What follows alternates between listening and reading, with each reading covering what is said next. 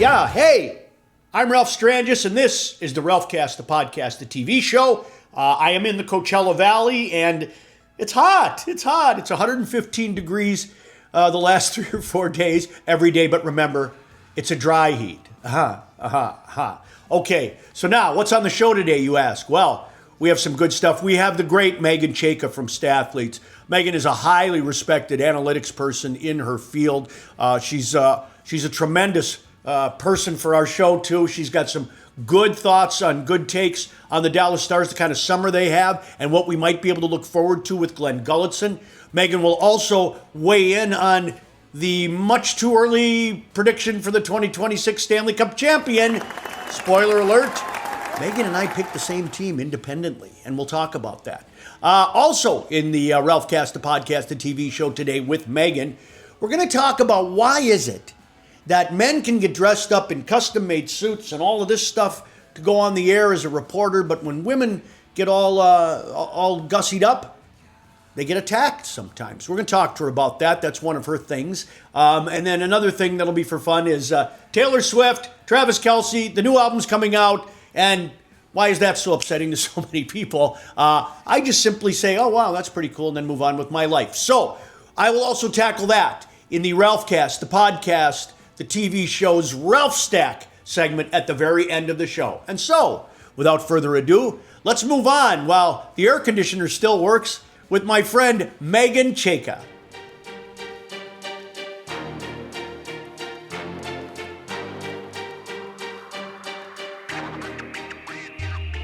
With our friend Meghan Chayka. And Meghan, it's the middle of the summer, but I like checking in with my friends and the people that I like to speak with here on the show. And let's talk hockey first.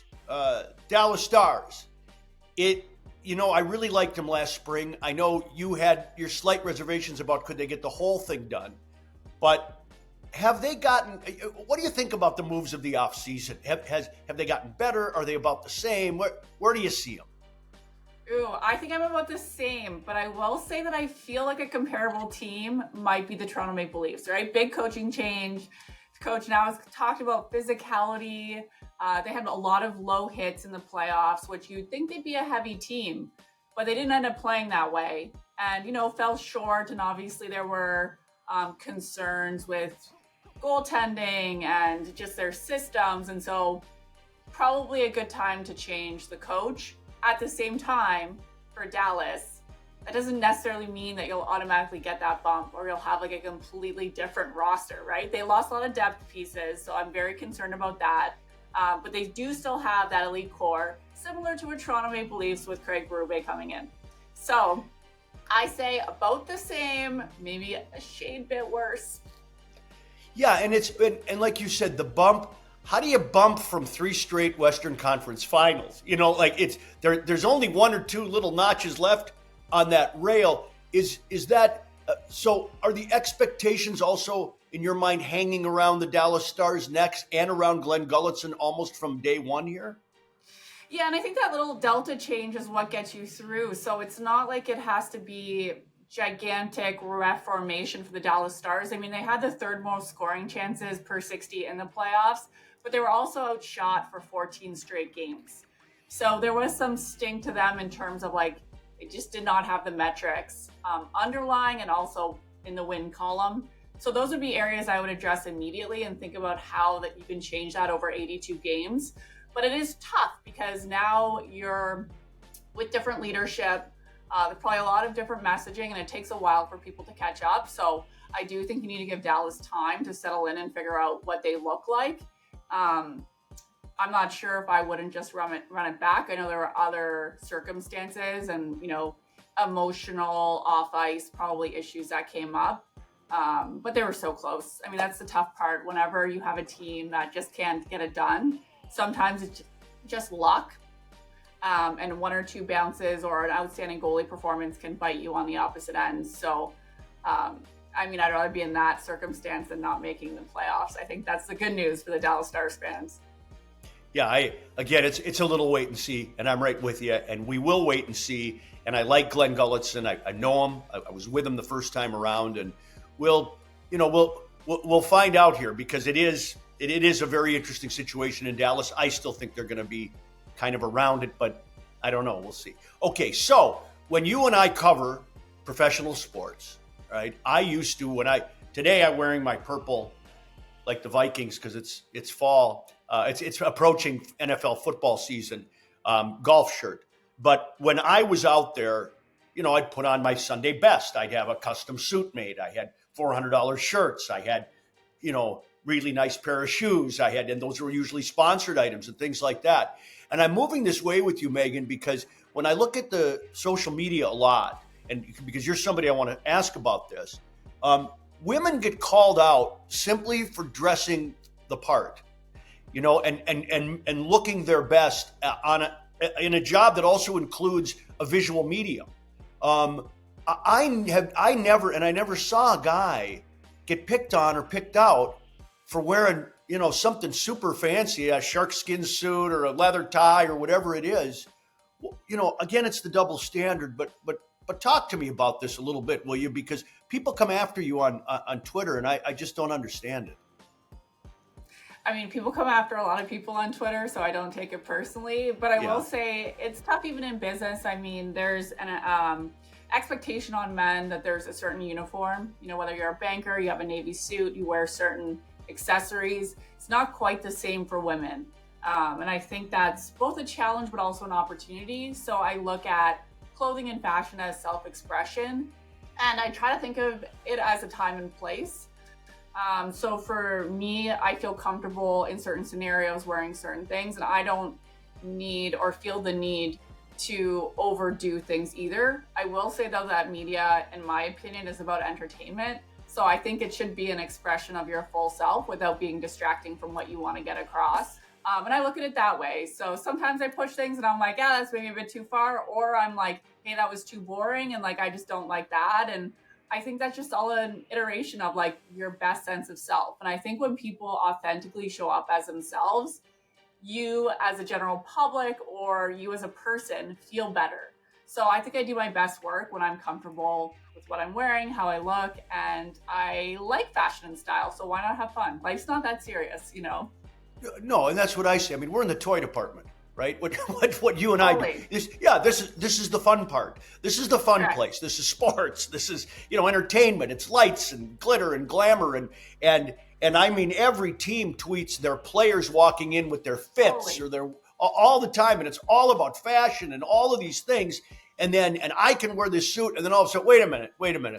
The woman sideline should not be wearing what she's wearing. And I just one more on this one is, Sure. how tempted are you to go after people on Twitter, or not go after, but engage with them? Because I do see these people come up and say, "Why are you doing?" And then you'll engage them. What's your threshold? Yeah, what's your threshold for engaging and not engaging? I think like I try to shut off a lot of silos in my life and not allow people's feedback or expectations onto who I am as an individual.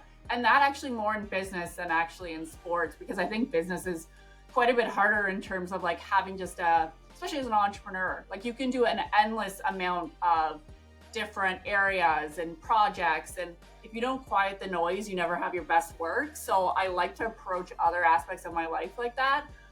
But certainly I think I have a lot of women that come up to me I get this criticism and I take it really personally. So every once in a while when someone's really off base, I don't mind hitting back, because it's like, if you're able to say that, would you say that to someone's face? Do you actually believe that, or do you just want to troll? There's a lot of people, I feel like, in the general population that think that any attention is good attention, even if it's negative. And I feel like that's just such a toxic way to live. So no, it's not okay to say things that are completely off base, especially when you don't know the person. And a lot of people, whether it's in media or in music or in anything, like they have to work incredibly hard to get where they are. And largely people have to be good people to have considerable long-term success, because you need to build teams and have people function around you. So I think that, the perceptions of people versus the reality are largely very disjointed. And it just frustrates me. So yes, every once in a while, I do like to say like, hey, that's like way too far. Let's recalibrate and come back with like real life stuff. Because for sure, there's a lot of misogyny. Tech is hard, business is hard, and media is even harder. And the other lightning rod for sports women, sports men. Portnoy is on, I believe, the right side of history here. He's backing Taylor Swift. So I like Taylor Swift. I met her. I wrote a piece this week about this. She has become such a divining rod and litmus test for sort of who we are as a country or as a world right now. The thing about it is, I know your team. Are you a Swiftie? Do you consider yourself to be a Swiftie, Megan? I like Taylor Swift. I don't put myself in like the Swiftie category, but if I could, I would. I went to her concert. It was unbelievable. And I've told everyone who even will like say anything, even like remotely bad about Taylor Swift, that I'm blown away by everything, the production, her ability to like sing and dance, and just like the emotional intelligence to understand that it's about like community and her fans. It was one of the best entertainment nights I've ever had. So from the perspective of her growth in fandom and being at the top of her game, I think it goes back to misogyny, where you're like, oh, she's a woman. No, anyone that works that hard and is that talented deserves that level of success. So I certainly really look up to her and what she's been able to persevere through. And I think it's so easy to criticize people, and it's just like, you kind of have to look inward of jealousy and your own work ethic at that point.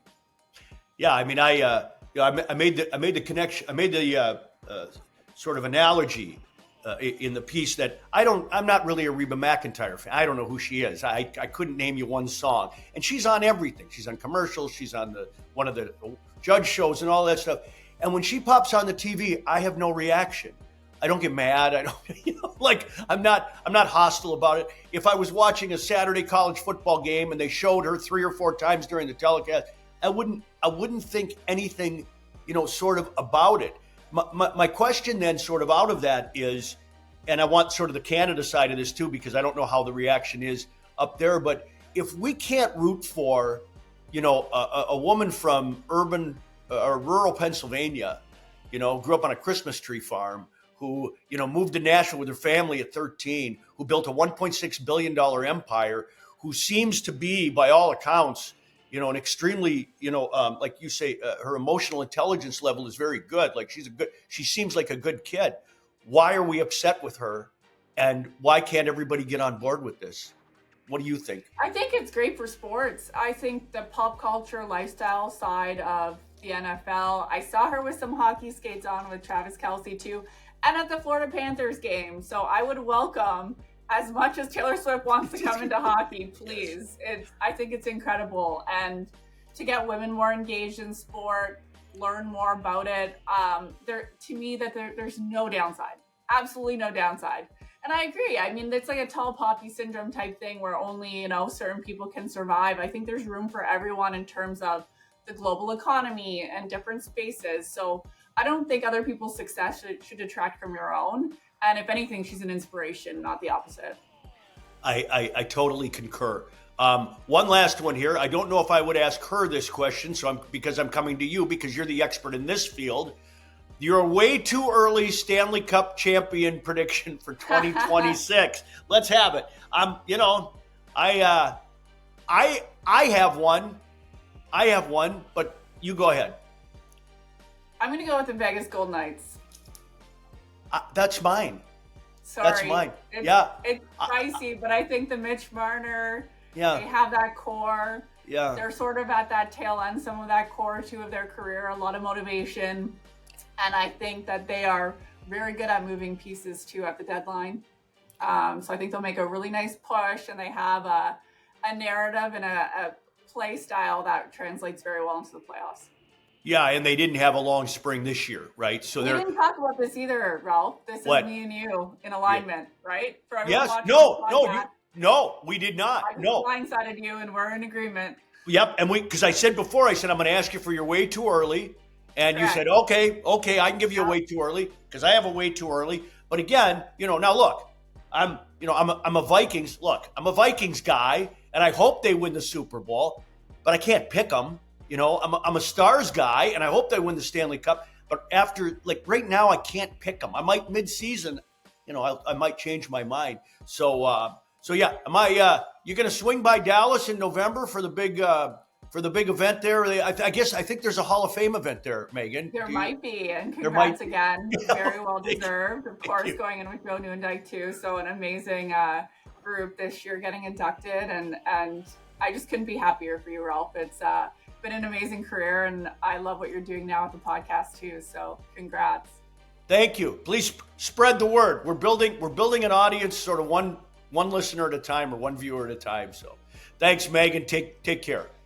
Thank you. It's great as always.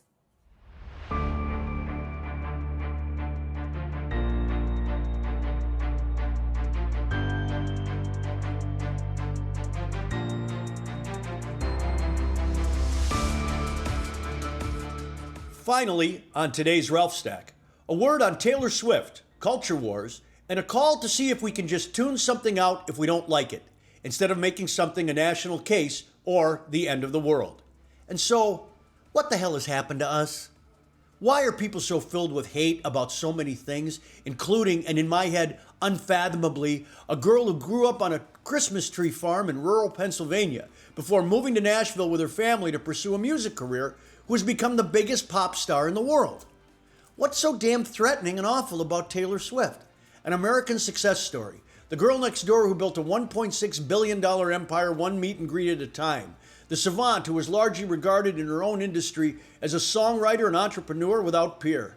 A hit machine and social media queen boasting 280 million Instagram followers. A nice girl who dates a football star and who gives millions of dollars to charity. Isn't that the American dream? Shouldn't we hold this up as another shining example of what is possible in this country? Well, Taylor Swift isn't just a pop star. She's a lightning rod and a litmus test. She's a mirror to look into, revealing the character of the observer. She's a bright light to her fans and so many more, and a scourge on football fans everywhere. Back in 2010, the Dallas Stars asked me and my daughter to go to the Taylor Swift concert at American Airlines Center and present her with a Dallas Stars jersey, complete with her lucky number 13 and name on it, at a pre-show meet and greet. I had no idea who she was, but my young daughter did, and you know how it goes. Dad gets a shot to get major dad points and have a night out with my little girl. You're damned right we're going to do it. And I wrote a short piece for the Dallas Stars website afterwards, and I still have it. I'm going to refer to sections of it here now. I've been lucky enough to meet lots of famous people in settings not unlike this. But this one stuck with me all these years. She's stuck with me all these years over a short but very memorable and personal encounter, because that's what she does better than anyone I've ever seen. But don't tell that to people who don't want to hear it. Last fall, I'm sitting in the living room of my longtime great friend's cabin, and we're hanging out with a bunch of other old degenerates from the neighborhood, watching football, eating ribs, playing cards, and shooting the shit. Somebody says, "Who's the best tight end to ever play?" Everybody chimes in with Gronk, Gonzalez, Witten, Gates. Nobody says Kelsey. I say, you got to put Kelsey in that group. And that landed about how you'd expect that to land these days. And what the hell here? We're talking football, numbers, stats, titles, and so on. He's fourth in career receptions and fifth in receiving yards among tight ends all time. No receiver, and not just tight ends, has caught more postseason balls, and he's second among all receivers in postseason yards gained. And he's coming back for more. But that doesn't count, I guess. Nor does how he stacks up super well against Gronkowski. Go ahead, check that side by side if you're interested in seeing how that actually plays out. He's very close. No, what keeps Travis Kelce out of his football discussions like this is his girlfriend and the times in which we live. That's crazy. And further, he's not dating a nut job or a bad person or someone who hasn't dominated their field like few others. He's dating Taylor Swift. By all accounts, super nice, very chill, sweet. Exactly the girl I met all those years ago. From my piece in 2010 then, before any of this insanity, before the world got so overtly mean and hostile over things that never elicited these insane responses en masse. As you listen to this, remember, this was before the overt polarization. I was writing about meeting a pop star, and that was all. Nobody attached anything else to it but that in 2010. And here it is. At the end of the room, a few feet and a dozen or so adoring fans away, there she is. It's the smile you see first, even from the back of the room, and the sparkling eyes, and the light and easy relaxed posture of her tall and elegant frame.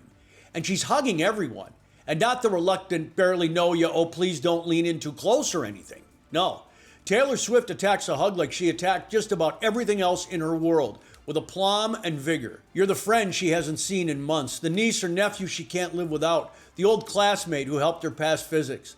As we approach, she hugs my friend's children first, one at a time, then my daughter Savannah, then me.